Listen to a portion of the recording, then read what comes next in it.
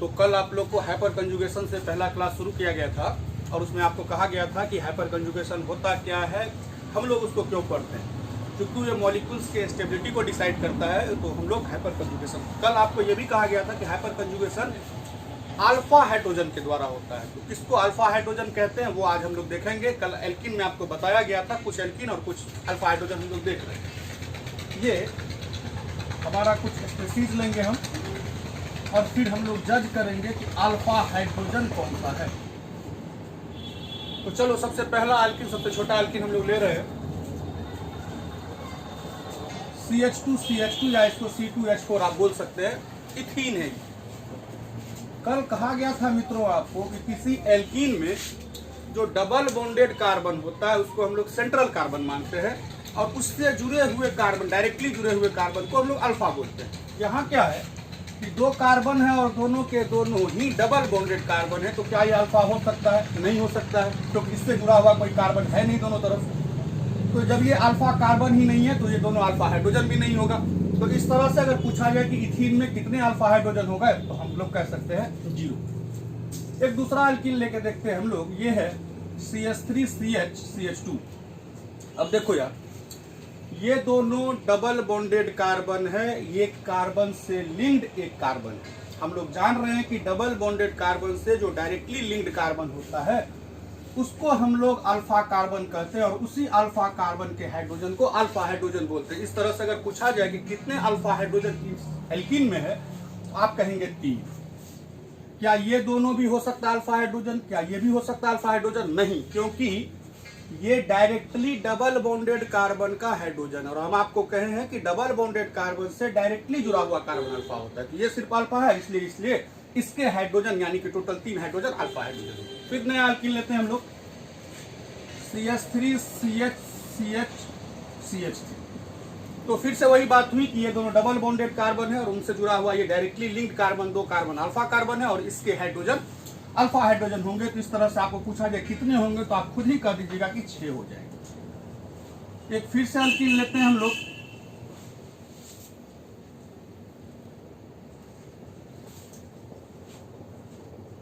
एक बात बताओ कितने होंगे। तो ये दोनों डबल बॉन्डेड कार्बन है, ये 3 कार्बन डबल बॉन्डेड कार्बन से डायरेक्टली लिंक्ड है, तो वो अल्फा है। और इस तरह से 3, 3, 6 और 3, 9 अल्फा हाइड्रोजन होंगे। क्या ये हाइड्रोजन अल्फा होगा? नहीं, क्योंकि ये डबल बॉन्डेड कार्बन से जुड़े हुए किसी कार्बन का नहीं है, ये डायरेक्टली डबल बॉन्डेड कार्बन से जुड़ा हुआ है। तो हम लोग डबल बॉन्डेड कार्बन से जुड़े हुए कार्बन को अल्फा कार्बन मानते हैं और उसके हाइड्रोजन को अल्फा हाइड्रोजन कहते हैं। इस तरह से अगर कहा जाए तो ये तो होगा नहीं, तो इस तरह से आपके लिए कुल 9 अल्फा हाइड्रोजन यहाँ होंगे। एक एल्कीन और ले लेते हैं, तो आप बिना हमसे पूछे या कुछ जाने ही कह देंगे कि सर यहाँ 4 अल्फा कार्बन है और इस तरह से 4 अल्फा कार्बन पर टोटल 3, 3, 6, 9 और ये 12 अल्फा हाइड्रोजन होंगे। इस तरह से किसी भी एल्कीन को आपको कहा जाए तो आप जज कर सकते हैं उसमें कितने अल्फा हाइड्रोजन हैं। हम लोग कुछ अलग सा स्पेसीज लेते हैं। ये एक स्पेसीज है और कार्बन पर इस बार पॉजिटिव चार्ज। देखो यार, जब भी किसी चीज पर पॉजिटिव चार्ज हो तो हम लोग उसको केटायन बोलते हैं, लेकिन वही पॉजिटिव चार्ज अगर कार्बन पर आ जाए तो उसे केटायन नहीं कार्बोकेटायन बोलते हैं। तो ये क्या है? कार्बोकेटायन। अब कार्बोकेटायन क्या होता है, उसका स्टेबिलिटी ऑर्डर क्या है, ये हम लोग आगे पढ़ेंगे जब रिएक्शन इंटरमीडिएट्स आपको पढ़ाया जाएगा। वहां पे आपको कार्बोकेटायन क्या होता है, कार्बोनाइन क्या होता है, फ्री रेडिकल्स क्या होते हैं, उसके स्टेबिलिटी का ऑर्डर क्या होता है, ये सारा चीज कहा जाएगा। तो फिलहाल किसी कार्बन पर जब पॉजिटिव चार्ज हो तो वो कार्बोकेटायन है, और कार्बोकेटायन में जिस कार्बन पर प्लस चार्ज हो उस कार्बन को हम लोग सेंट्रल कार्बन मानते हैं, और सेंट्रल कार्बन से डायरेक्टली जुड़ा हुआ ये कार्बन अल्फा कार्बन होता है। तो बहुत सारे कार्बन को हम लोग अल्फा कह सकते हैं। अभी आप देखे थे एल्कीन में डबल बॉन्डेड कार्बन से डायरेक्टली जुड़ा हुआ कार्बन, कार्बोकेटायन में पॉजिटिवली चार्ज कार्बन से डायरेक्टली जुड़ा हुआ कार्बन अल्फा कार्बन होता है और इसके हाइड्रोजन अल्फा हाइड्रोजन होंगे। इस तरह से इस कार्बोकेटायन में कितने अल्फा हाइड्रोजन, तो आप कहेंगे 3। चलो मित्रों, क्या ये कार्बोकेटायन है क्या? तो हाँ, क्योंकि कार्बन पर पॉजिटिव चार्ज है और कार्बन पर पॉजिटिव चार्ज है तो वो कार्बन कार्बोकेटायन। अब जिस पर पॉजिटिव चार्ज है उसको हम लोग सेंट्रल कार्बन मानते हैं और उससे डायरेक्टली जुड़े हुए कार्बन को अल्फा कार्बन कहेंगे, और उसके 3 और 3 6 हाइड्रोजन अल्फा हाइड्रोजन। कल आपको बार बार कहा गया था कि हाइपर कंजुगेशन अल्फा हाइड्रोजन के द्वारा ही होता है। तो जो मॉलिक्यूल में अल्फा हाइड्रोजन, जिस मॉलिक्यूल में अल्फा हाइड्रोजन हो वो तो हाइपर कंजुगेशन करेगा, जिसमें नहीं वो नहीं करेगा। जैसे ही हाइपर कंजुगेशन होगा तो आपको बताया गया है कि ये स्टेबिलिटी डिसाइड करता है, यानी कि वो मॉलिक्यूल ज्यादा स्टेबल होंगे। बस इसीलिए आपको बताया जा रहा है कि हम लोग अल्फा हाइड्रोजन कैसे कैसे डिसाइड करते हैं। फिर ये कार्बोकेटायन है,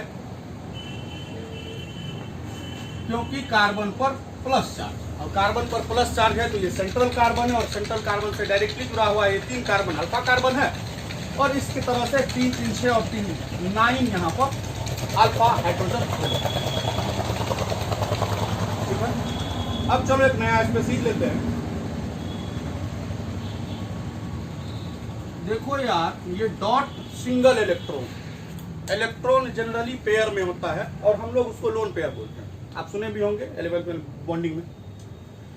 लेकिन जब अकेला हो इलेक्ट्रॉन, सिंगल इलेक्ट्रॉन हो, ऑड इलेक्ट्रॉन हो, तो ऐसे स्पेसीज जहां पर ऑड इलेक्ट्रॉन होते हैं उसको हम लोग फ्री रेडिकल बोलते हैं। तो यह एक फ्री रेडिकल है, और किसी फ्री रेडिकल में डॉट वाले कार्बन को, वो कार्बन जो अपने पास ऑड इलेक्ट्रॉन रखता है, उसको हम लोग सेंट्रल कार्बन मानते हैं, और उससे जुड़े हुए कार्बन को अल्फा कार्बन कहते हैं। और इस तरह से यहाँ पे ये डॉट कार्बन है, इससे जुड़ा ये अल्फा कार्बन है, और अल्फा कार्बन का ये 3 हाइड्रोजन अल्फा हाइड्रोजन हो जाएगा। ठीक है, क्या ये एक फ्री रेडिकल है?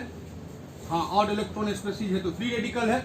ये सेंट्रल है तो ये दोनों अल्फा कार्बन हुए, और इसके हाइड्रोजन क्या हो जाएंगे, फिर से अल्फा हाइड्रोजन, तो टोटल 6 हो गए।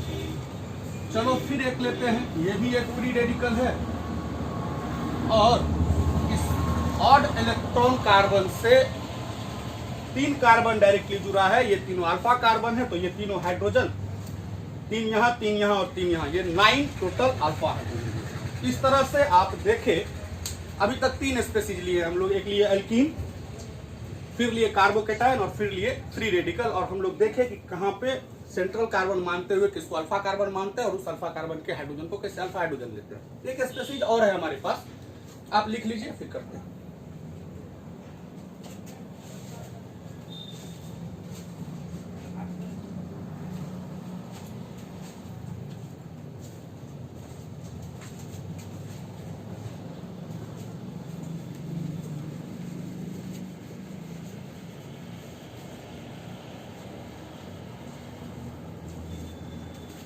कपड़ा कहाँ गया, वो मिटाने वाला यार।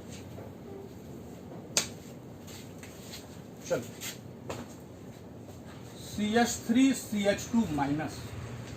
अब माइनस, अब देखो, किसी चीज पर निगेटिव चार्ज रहे तो हम लोग उसको एनायन बोलते हैं, लेकिन जब वही निगेटिव चार्ज कार्बन पे आ जाए, अभी पॉजिटिव चार्ज को कार्बोकेटायन बोलते थे, जब निगेटिव चार्ज कार्बन पर आ जाए तो उसको हम लोग कार्बनायन बोलते हैं। और इस तरह से ये निगेटिव चार्ज कार्बन है, और इसलिए पूरा स्पीशीज एक कार्बनायन।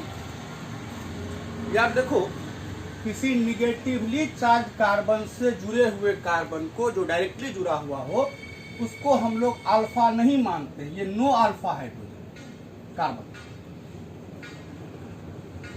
ध्यान दीजिए, किसी निगेटिवली चार्ज कार्बन से जुड़ा हुआ कार्बन अल्फा कार्बन नहीं होता, और अल्फा कार्बन ये है ही नहीं, तो इसलिए इसके हाइड्रोजन को हम लोग अल्फा हाइड्रोजन नहीं कहेंगे। तो अगर पूछा जाए इस स्पीशीज में आपको अल्फा हाइड्रोजन कितने हैं, तो आप कहेंगे 0 होगा। फिर ये भी क्या एक कार्बनायन हो सकता है क्या? हाँ है, कार्बन पर निगेटिव चार्ज है तो कार्बनायन है।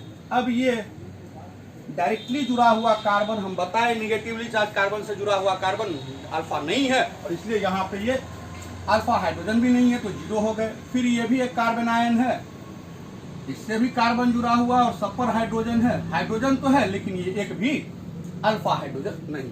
तो आप टोटली 4 स्पीशीज को भी देखे, पहला अल्कीन था, दूसरा कार्बोकेटायन, फिर फ्री रेडिकल्स, और फिर कार्बनायन। और आप देखें कि कब हम लोग इस कार्बन को अल्फा कार्बन और कहाँ के हाइड्रोजन को अल्फा हाइड्रोजन कह सकते हैं। तो अब हम लोग चलते हैं अपने आगे के टॉपिक पे, कहाँ कहाँ हाइपर कंजुगेशन होगा। जहां पर अल्फा कार्बन होंगे, अल्फा हाइड्रोजन होंगे, वही कंडीशन फॉलो करेगा हाइपर कंजुगेशन के लिए, और वहां पर हाइपर कंजुगेशन होगा। और चूंकि स्टेबिलिटी को डिसाइड करता है, तो जिस मॉलिक्यूल में ज्यादा अल्फा हाइड्रोजन रहेगा वो ज्यादा हाइपर कंजुगेशन होगा, और वहां पर ज्यादा स्टेबिलिटी आएगी मॉलिक्यूल को। हम लोग मॉलिक्यूल के स्टेबिलिटी को अब देखेंगे।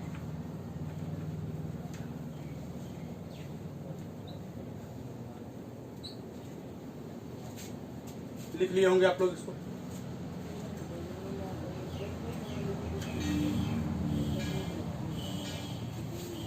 तो चलो दोस्तों आगे बढ़ते हैं, एग्जाम्पल लेते हैं। एग्जाम्पल करा रहे क्वेश्चन में।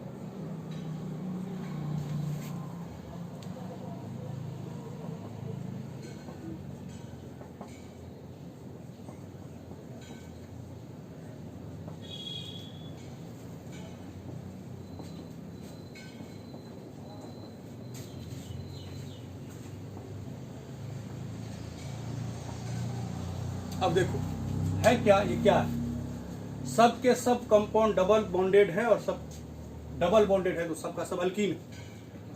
अगर हमको स्टेबिलिटी का ऑर्डर दिया जाए, इस सभी दिए गए अल्कीन में सबसे ज्यादा स्टेबल कौन है, तो हम लोग जान रहे हैं कि अल्कीन की स्टेबिलिटी, चूंकि अल्कीन हाइपर कंजुगेशन करेगा, तो हम लोग हाइपर कंजुगेशन से देखेंगे उसकी स्टेबिलिटी को। यहाँ आप देख रहे हैं कि डबल बॉन्डेड कार्बन से ये जुड़ा हुआ 4 कार्बन अल्फा कार्बन है और इसके 4 सभी के हाइड्रोजन अल्फा हाइड्रोजन होंगे। तो अगर पूछा जाए यहाँ पे अल्फा हाइड्रोजन कितना है, तो आप कहेंगे 12। इस तरह से यहाँ पे डबल बॉन्डेड कार्बन है और इसके ये 3 कार्बन अल्फा। तो अगर आपको पूछा जाए यहाँ पर अल्फा हाइड्रोजन कितना है, तो आप कहेंगे 9। क्या ये होगा अल्फा हाइड्रोजन? आपको बताया गया है कि नहीं, क्योंकि ये डायरेक्टली डबल बॉन्डेड से जुड़ा हुआ, डबल बॉन्डेड जुड़ा हुआ, इसलिए अल्फा नहीं है। उसके कार्बन पर रहे तब वो। यहाँ पे 3 और 3 6 अल्फा हाइड्रोजन है। यहाँ पर ये डबल बॉन्डेड कार्बन का ये कार्बन अल्फा कार्बन और इसके हाइड्रोजन अल्फा हाइड्रोजन। इस तरह से यहाँ पे अल्फा हाइड्रोजन 3 है।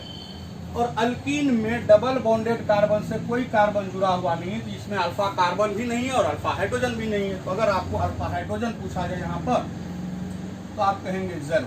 कल हम आपको कहे थे कि जैसे जैसे अल्फा हाइड्रोजन की संख्या बढ़ती है, हाइपर कंजुगेशन का एक्सटेंट बढ़ जाता है और उसके एक्सटेंट बढ़ने से मॉलिक्यूल की स्टेबिलिटी बढ़ जाती है। तो अगर आपको पूछा जाए सबसे स्टेबल कौन होगा, तो आप कहेंगे सर 12 इस पे हाइड्रोजन, और जैसे जैसे हम जा रहे हैं अपने क्वेश्चन में, तो अल्फा हाइड्रोजन की संख्या घट रही है, हाइपर कंजुगेशन घटता चला जाएगा और इस तरह से स्टेबिलिटी घटती चली जाएगी। स्टेबिलिटी का ऑर्डर क्या हो जाएगा? EDCBA। बहुत सिंपल क्वेश्चन था ये। ऐसे बहुत सारे क्वेश्चन आएंगे। कार्बोकेटाइन की स्टेबिलिटी को भी हम लोग देखेंगे आगे। एक छोटा सा क्वेश्चन और आपको दे दिया गया, ये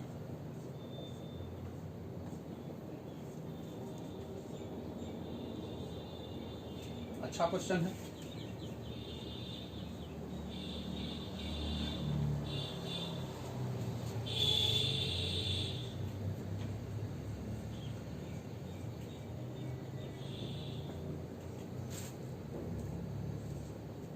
अब ये सब अल्कीन साइक्लिक स्ट्रक्चर है। स्टेबिलिटी कहा जाए तो फिर से हम लोग देखेंगे कि स्टेबिलिटी अल्कीन है, तो हम लोग हाइपर कंजुगेशन से डिसाइड करेंगे। और देख रहे हैं क्या यार, गौर से देखना कि ये कार्बन और ये कार्बन डबल बॉन्डेड। अब डबल बॉन्डेड कार्बन से डायरेक्टली जुड़ा हुआ ये कार्बन अल्फा है, इस डबल बॉन्डेड से जुड़ा हुआ ये कार्बन अल्फा है और इस डबल बॉन्डेड से जुड़ा हुआ ये कार्बन। तो यहाँ पे टोटल 3 अल्फा कार्बन है।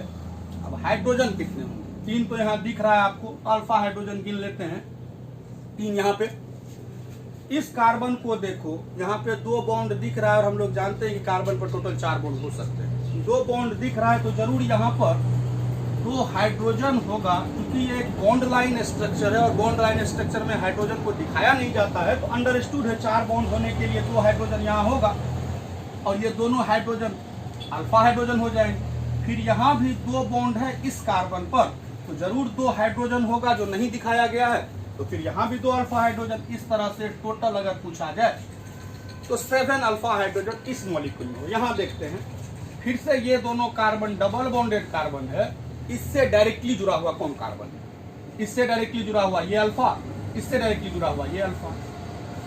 अब इस कार्बन पर 1 2 3 बॉन्ड आपको दिख रहा है। 4 होने के लिए कितने हाइड्रोजन वहां होने चाहिए? 1 हाइड्रोजन यहां होना चाहिए, वो 1 हम लिख देते हैं जो अल्फा होगा।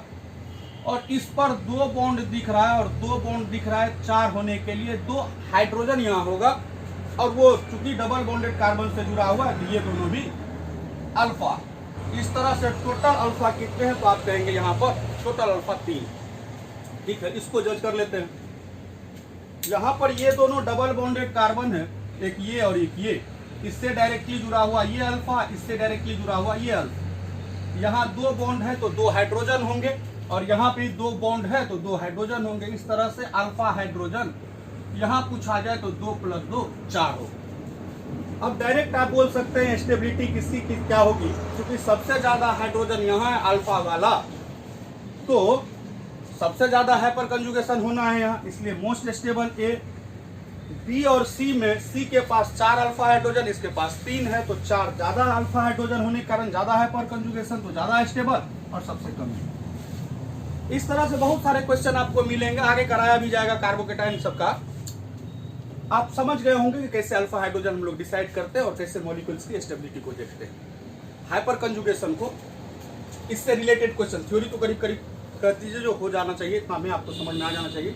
इससे रिलेटेड जितने क्वेश्चन है फ्री रेडिकल्स की स्टेबिलिटी, कार्बोकेटाइन की स्टेबिलिटी या फिर आगे किसी अल्कीन की स्टेबिलिटी, वो आगे आपको क्लास में कराया जाएगा वीडियो में। लिख लीजिए आप।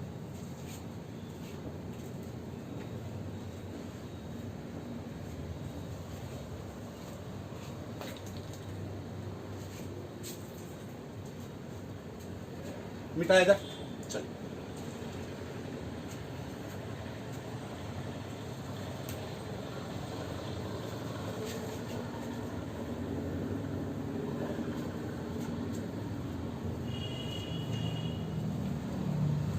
तो मित्रों एक टॉपिक था जिसका कुछ पार्ट आपको क्लास में बताया गया था, कल से कुछ पार्ट वीडियो में बताया गया है। फैक्टर्स अफेक्टिंग ऑर्गेनिक रिएक्शंस, जिसमें 4 चीजें पढ़ने थे हमें। सबसे पहला इंडक्टिव इफेक्ट, फिर mesomeric effect, resonance, electromeric effect और आज हाइपर कंजुगेशन। अब हम लोग अपने नया टॉपिक की ओर बढ़ेंगे।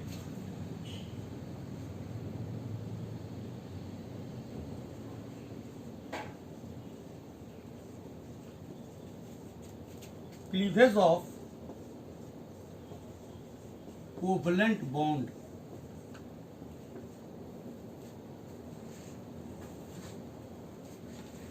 क्लीवेज मीन्स ब्रेकिंग, तोड़ रहे हैं। किसी कोवलेंट बॉन्ड को हम लोग मेनली 2 तरीके से डिवाइड कर सकते हैं, तोड़ सकते हैं। मतलब एक कहलाता है होमोलाइटिक क्लीवेज और एक कहलाता है हेटेरोलाइटिक क्लीवेज। इस तरह से हम लोग क्लीवेज करा करके अपने, हम आपको बार बार कहें कि रिएक्शन इंटरमीडिएट्स बहुत जरूरी है। अलग अलग क्लीवेज से अलग अलग इंटरमीडिएट्स मिलता है हम लोगों को। पहले हम लोग होमोलाइटिकली तोड़ेंगे बॉन्ड को, फिर हेटेरोलाइटिकली तोड़ेंगे। आप देखिए क्या आता है, नाम से ही पता चलता है। होमो मतलब हो गया बराबर रूप से, और हेटेरोलाइटिक में अलग अलग तरह से होगा उसका। तो पहला homolytic cleavage,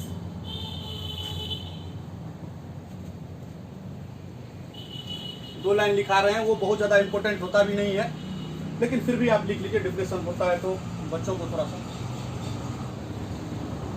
cleavage of covalent bond between 2 atoms in which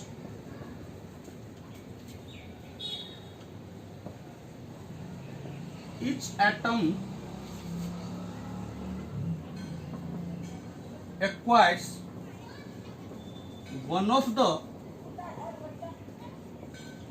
shared pair of electron is called homolytic cleavage। this type of cleavage results in the formation of species having odd electron called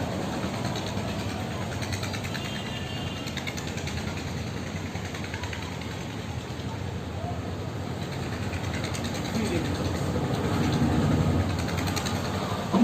अभी चर्चा की गई थी आपको free radical का क्या लिखा हुआ है, क्या मीनिंग है, आप लिखिए फिर समझाते हैं।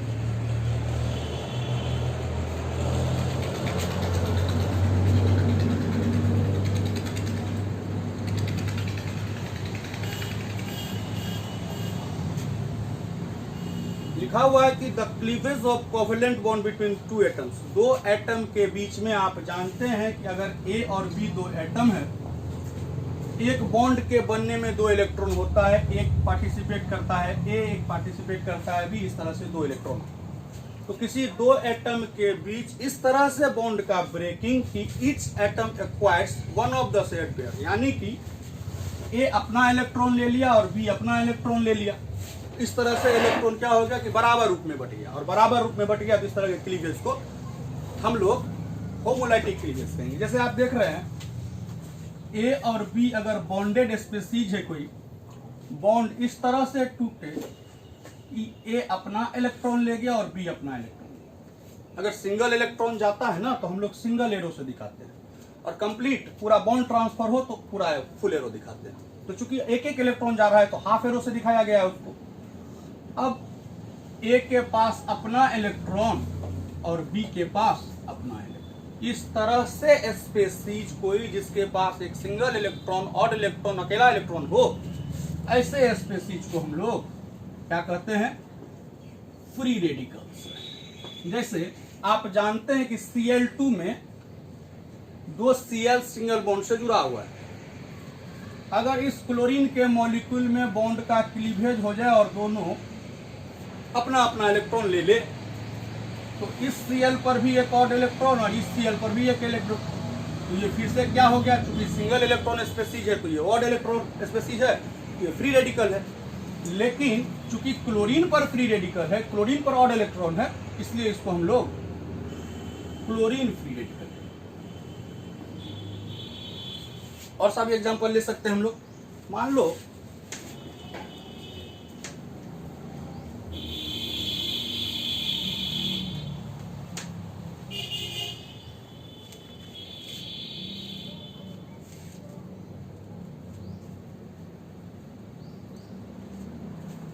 ये CH3 से कोई ग्रुप जुड़ा हुआ है Z, हाइपोथेटिकल ग्रुप है, कोई ग्रुप नहीं है, Z हम लोग मान लिए बस।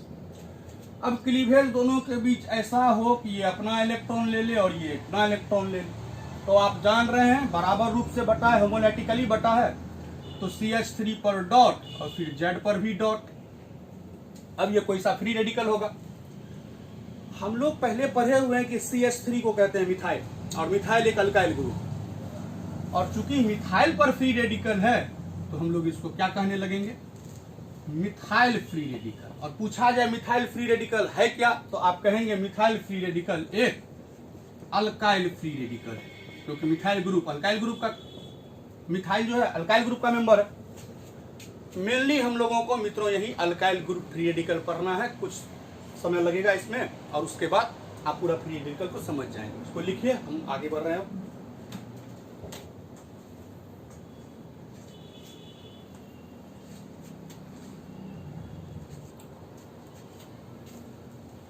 मिटाया जाए।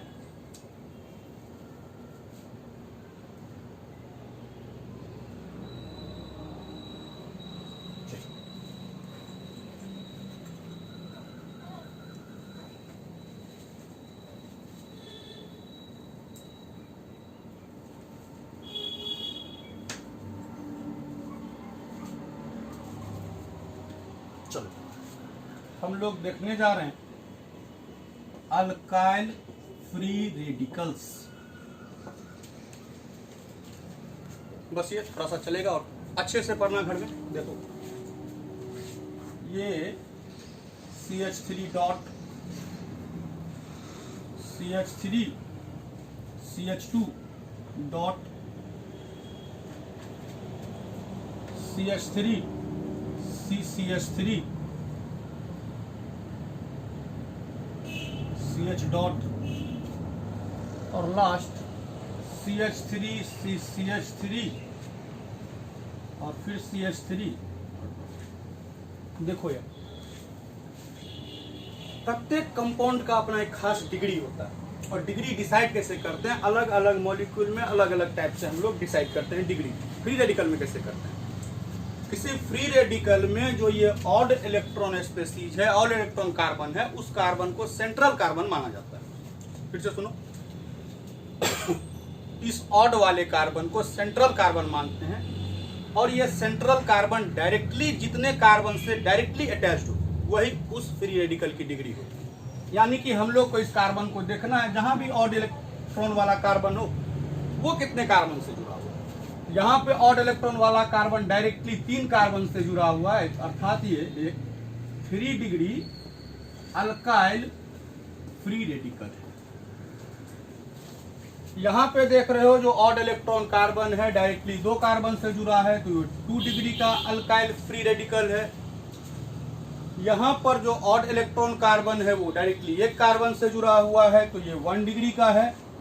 और यहाँ पे ऑड इलेक्ट्रॉन वाला कार्बन किसी भी कार्बन से डायरेक्टली जुड़ा नहीं है, इसकी कोई डिग्री नहीं है। हम लोग इसका नाम लिख लेते हैं कि क्या है, तो आप कहेंगे ये तो CH3 है तो मिथाइल फ्री रेडिकल होना चाहिए। इस तरह से अल्काइल फ्री रेडिकल 4 तरह के हम लोग कह सकते हैं, 3 डिग्री, 2 डिग्री, 1 डिग्री और फिर मिथाइल। स्टेबिलिटी का क्या ऑर्डर हो, अभी कुछ देर पहले हाइपर कंजुगेशन में आप देखे हैं कि किसी ऑड इलेक्ट्रॉन स्पेसीज में इसको सेंट्रल कार्बन मानते हैं और इन तीनों कार्बन को जो डायरेक्टली लिंक्ड होता था उसको कहते थे अल्फा कार्बन, और अल्फा कार्बन से जुड़े हुए हाइड्रोजन अल्फा हाइड्रोजन। तो अगर आपसे पूछा जाए यहां पर अल्फा हाइड्रोजन कितना है तो आप कहेंगे 9, यहां पर अल्फा हाइड्रोजन कितना है तो आप कहेंगे 6, यहाँ पर अल्फा हाइड्रोजन ये सिंगल ऑड इलेक्ट्रॉन कार्बन जो है इस कार्बन से ये अल्फा है और इसके 3 हाइड्रोजन अल्फा हाइड्रोजन, तो यहाँ अल्फा हाइड्रोजन हो गए 3। और यहाँ पे तो ऑड इलेक्ट्रॉन कार्बन किसी कार्बन से जुड़ा हुआ नहीं है तो कोई अल्फा कार्बन नहीं है और इस तरह से कोई अल्फा हाइड्रोजन भी नहीं है। तो अगर आपसे पूछा जाए अल्फा हाइड्रोजन क्यों गिने हम लोग अल्फा हाइड्रोजन, बस इसीलिए ताकि हम लोग देखेंगे कि जहाँ पे अल्फा हाइड्रोजन ज्यादा होगा वहाँ हाइपर कंजुगेशन ज्यादा होगा, उसकी स्टेबिलिटी भी ज्यादा होगी। तो अगर आपसे पूछा जाए एक बार में यार बताओ कि स्टेबिलिटी का ऑर्डर क्या हो, आप तुरंत कहेंगे कि सर इसमें अल्फा हाइड्रोजन की संख्या सबसे ज्यादा है तो इस तरह से सबसे स्टेबल भी होना चाहिए। तो अगर आपको कहा जाए स्टेबिलिटी का ऑर्डर क्या आएगा तो आप कहेंगे 3 डिग्री, 2 डिग्री, 1 डिग्री और मिथाइल। अब ये सब बात इतने अच्छे से ऑर्डर याद होना चाहिए कि बहुत बार आएगा फ्री रेडिकल। जैसे ही फ्री रेडिकल आए तो आपके एकदम दिमाग में आ जाना चाहिए तुरंत उसका स्टेबिलिटी का ऑर्डर क्या है, तो 3 to 1 मिथाइल, 3 to 1 मिथाइल। जरूरत भी पड़ेगा, इसको सवाल बनाने में भी पड़ेगा और जब कुछ रिएक्शन के मैकेनिज्म लिखाए जाएंगे उसमें भी पड़ेगा। आप एकदम इसको बहुत अच्छे से याद रखिएगा फ्री रेडिकल की स्टेबिलिटी। तो अभी तक हम आपको होमोलैटिक क्लीवेज पढ़ाए, इसके बाद हेट्रोलैटिक क्लीवेज पढ़ाएंगे हम आपको। हेट्रोलैटिक क्लीवेज क्या होता है, उससे कौन से इंटरमीडिएट्स बनते हैं, इसके लिए आप वेट करिए अगले वीडियो का। हम आपको कल भी कहे थे जो अगर आपको कोई क्वेरी या कोई क्वेश्चन हो तो आप मेरे नंबर पर जरूर कॉल कर करके आप पूछ लें। और जो भी आप वीडियो देखते हैं वो मेरे जो मित्र बंधु जो हमको मदद कर रहे हैं इस काम के लिए, उनका बड़ा सहयोग रहता है, जिस कारण से ये वीडियो आप तक पहुंचेगा फिर से। तो वो कहे थे कि कुछ वो होता है, हमको तो बड़ी जानकारी कम है इस विषय की, वो सब्सक्राइब कर देते हैं, फिर क्या कहे थे उसको जो एक वो होता है बटन उसको दबाना होता है, उससे क्या होता है कि वीडियो पहुंचेगा। अब क्या सब है वो सब आप लोग ज़्यादा जानते होंगे, मेरी जानकारी किसी और क्षेत्र में रही।